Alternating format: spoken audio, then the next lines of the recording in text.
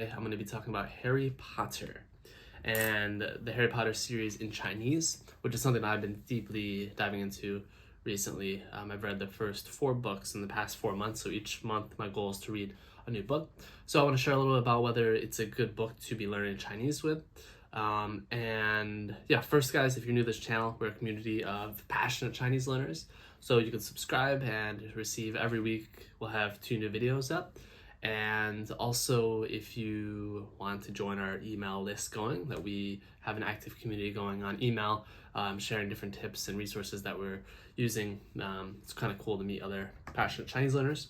Okay, back to the topic. Harry Potter, I've been reading. Let me give you a little breakdown. So I have these 2 devices. I have a video on both of these devices and how they can be useful for reading. And I think these are kind of, especially in the beginning, these 2 devices are crucial. This is the Kindle Fire. This is the Kindle Paperwhite. Kindle Fire is good for your first few Chinese books. If you've not seen that video on the comparison talking about using these tools, watch that in the description. So this is the Kindle Fire. The Kindle Fire is great for beginner reading the first couple books. Before I read Chinese Harry Potter, I read 2 other books. I read the 活着, which is a pretty common Chinese book, and I also read Santi, which is of course the famous science fiction novel. So this is, I would say, around the first Harry Potter book was around my 3rd novel I've ever read. Before, it was mostly just reading content and articles, a lot of that stuff. I never really got into novels until recently. But yeah, in the beginning, I was actually using my Paperwhite because I had a Paperwhite. And I was using this Paperwhite, and my reading skills and vocabulary is pretty decent. But when you don't have a lot of experience reading books, it's an adjustment, right? Obviously, the Shu Mianyu was pretty strong, and the first book I started reading with this Paperwhite, but it wasn't the best experience. And I bought this actually Paperwhite just to learn Chinese, and the reason it was not very good experience is, like I talk about in the video, it's just slow. It's e-ink. You can't have any apps on it, and the built-in dictionary is not very good, and it's a very slow reaction. So if you do want to look up a word, you have to wait a couple seconds, which takes a lot of time. So then I kind of gave up with that after a few chapters, and I went and bought a Kindle Fire, which is very good because it has good reaction and stuff. So I read the first 2 books on this, and it has Playco and everything. And then after my frequency got down, I switched to this, the frequency of words I had to look up. So this is the Paperwhite. Now, as far as whether it's a good series to learn Chinese from, there's a little bit of debate, right? Because some people say, well, it's a translated book, right? You should be reading native content that is originally written in Chinese. And I was a little bit concerned about that as I was jumping in. So actually, in the first book, I think it's actually a little bit more, the translation for the first book is not as good as later books because it's the first one, and it wasn't as famous, and probably, once the book got more famous, the translators become a little bit more careful about how they translate the book.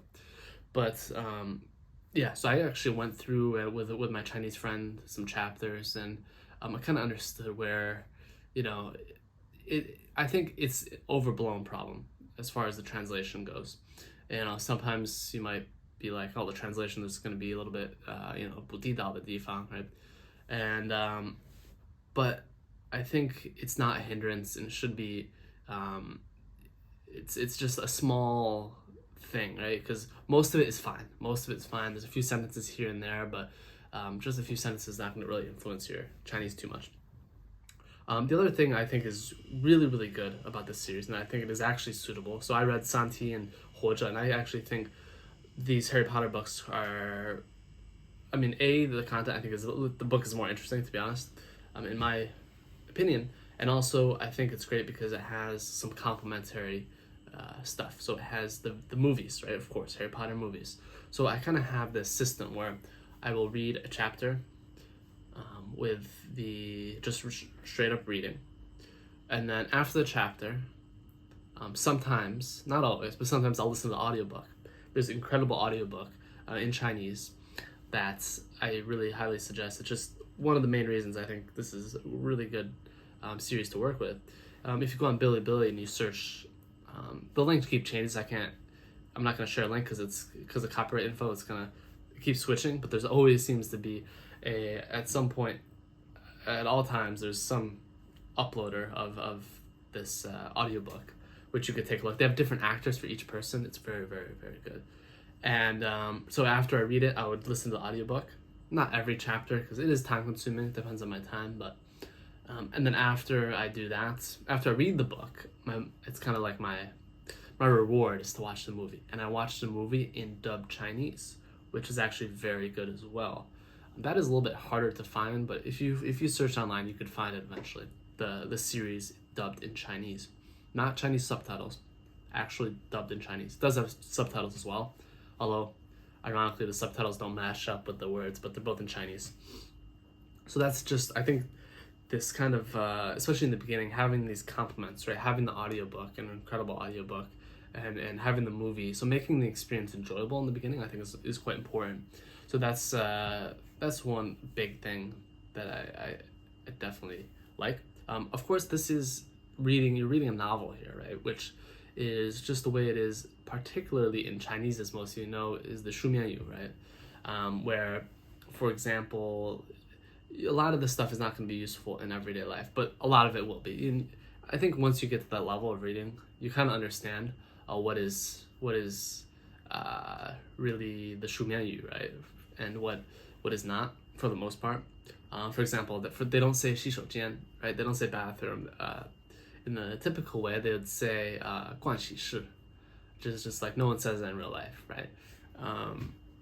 And once you get this level, you understand that. But I have useful vocab that I can use in my oral Chinese as well, and I add those as Playco cards, and of course, so I remember them. And yeah, I would say that's kind of basically it. I think the nervousness about it being a translated book is really overblown. Definitely dive into it. I think one of the most important things, right, is to read something you're interested in. One thing I found that actually the translated version is compared to the Santi and Huozhe, it's actually it's nicer to read. I don't know if that's just specific to Harry Potter being, Rowling writing it.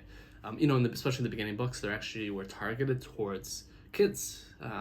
So I think that's actually, it's like really cool series to learn to use, because as each book you read, your level is improving, but also actually Rowling is actually making the book, because the book eventually got towards adults. So it's like you're starting with the kids version, and as your level is going up, Rowling is increasing the difficulty. So that's why I think it's, I have not read many other books, so but as far as my comparison with the first two, I wish I started with actually Harry Potter versus Huozhe and Santi, which were, the material was kind of boring to me as well. I've always been a Harry Potter fan, so that helps. And yeah, that's about it, guys. If you're new to this channel, again, subscribe and join our email list, and we will talk to you soon.